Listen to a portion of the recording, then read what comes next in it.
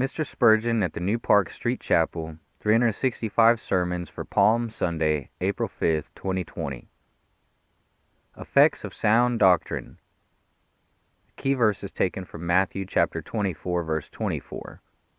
For there shall arise false Christs and false prophets, and shall show great signs and wonders, insomuch that, if it were possible, they shall deceive the very elect.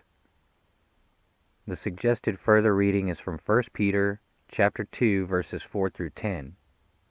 Mr. Spurgeon says, "What effect does election have on our actions? If this doctrine be fully received and known, it breathes with all gratitude to God, an earnest desire to show forth His praise. It leads to all kinds of holy activity and a hearty endeavour for the service of God. We are told continually by philosophic writers that the idea of necessity, the idea that anything is fixed or decreed, tends at once to damp activity. Never was there a grosser misrepresentation.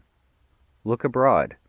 Everything that has been great in the spirit of the age has had Necessitarian at the bottom of it. When Mohammed preached predestination, he took a Necessitarian view.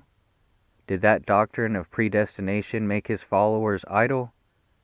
Did it not make them dash into the battle, declaring they must die when the appointed time came, and while they lived they must fight and earnestly defend their faith?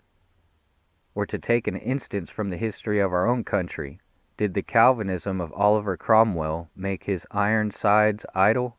Did they not keep their powder dry? They believed that they were chosen men of God, and were they not men of valour?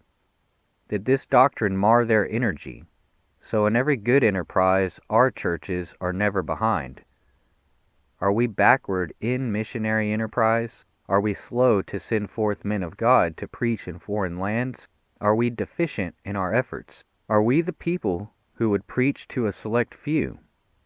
Who would erect buildings for worship that the poor scarcely dare to enter?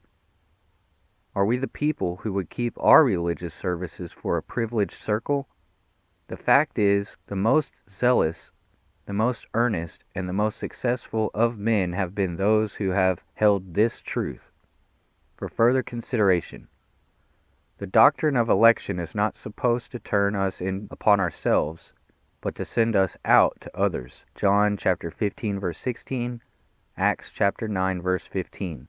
From sermon number 324 on the 6th of April, preached on the 22nd of April in 1860.